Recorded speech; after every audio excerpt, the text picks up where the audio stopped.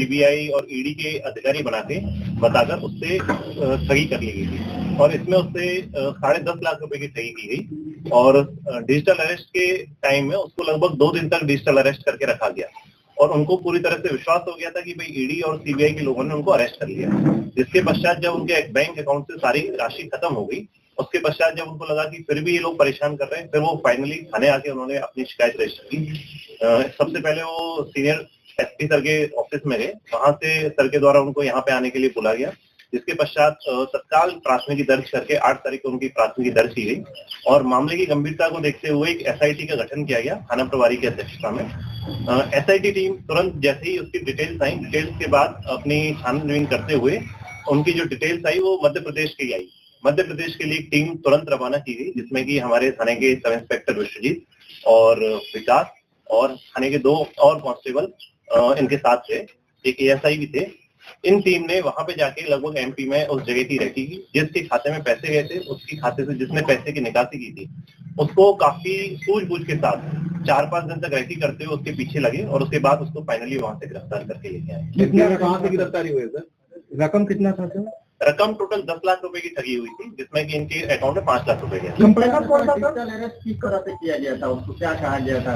Digital arrest करने का जो एमओ था उसमें इनके कई डॉक्यूमेंट्स भेजे गए जो पोस्ट डॉक्यूमेंट्स थे, जिसमें ईडी के और सीबीआई के डॉक्यूमेंट्स थे, जिसमें कि इनके नाम को दिखा के ये बताया गया था कि इनको डिजिटल अरेस्ट कर लिया गया है और इसका अरेस्ट वारंट उसके पास था। अरेस्ट वारंट में बेसिकली उनके पास इनके आधार कार्ड की डिटेल थी, जिससे कि इनको ये विश्वास हो गया कि हमें सच में अरेस्ट कर लिया गया है।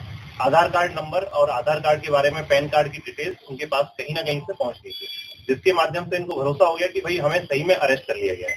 पीड़ित कहाँ के रहने वाले हैं सर? पीड़ित टुंडी थाना के रहने। क्या करते थे वो?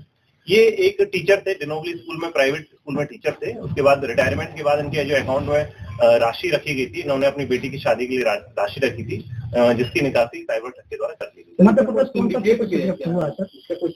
इनका सिंडिकेट भी है। सिंडिकेट में और लोगों के पीछे भी पुलिस को जानकारी मिली, जिनकी गिरफ्तारी शीघ्र ही कर दी गई। एमपी भोपाल से।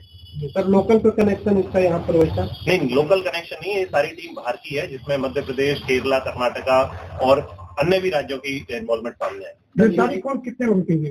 गिरफ्तारी एक ही व्यक्ति की हुई, जिसके खाते में पैसा गया था, जिसने पैसे की निकासी की है। डिजिटल अरेस्ट से रोकने के लिए क्या कुछ आप अपील करते हैं जनता? क्योंकि जनता में जो ये मैटर गंभीर था, इसी के लिए यहाँ प्रेस कॉन्फ्रेंस की जा रही है कि डिजिटल अरेस्ट नाम की कोई भी चीज आज के टाइम में सुप्रीम कोर्ट के द्वारा भी बार बार बताया गया कि इस तरह की कोई भी काम सीबीआई, ईडी या पुलिस के द्वारा नहीं किया जाता। डिजिटल अरेस्ट नाम का कोई भी कॉन्सेप्ट अभी तक एनफोर्समेंट एजेंसीज में नहीं है। सर जागरूकता कहीं ना कहीं कुछ गैपिंग है, जिसके कारण लोग अभी भी फंस जा रहे हैं।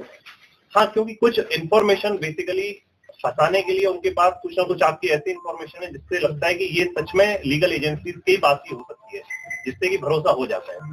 इसलिए सभी व्यक्तियों से अपील है कि किसी भी प्रकार के अगर कोई व्यक्ति आपको बोलता है कि आपकी ये जानकारी लीक हो गई है या इस प्रकार से आपको अरेस्ट कर लिया गया है, आप घर से नहीं निकल सकते, घर से निकलेंगे तो पुलिस आपको अरेस्ट कर लेगी, और पुलिस का नाम नहीं लेते ये लोग, ईडी या सीबीआई का नाम लेते हैं। इस तरह की कोई भी एजेंसी आपको डिजिटली अरेस्ट नहीं कर सकती है। सर पैसे की रिकवरी भी हुआ है क्या? नहीं, पैसे की रिकवरी इनके पास से जो इनको माननीय न्यायालय में भेजा जाएगा, उसके बाद जो पश्चात कार्रवाई की जाएगी।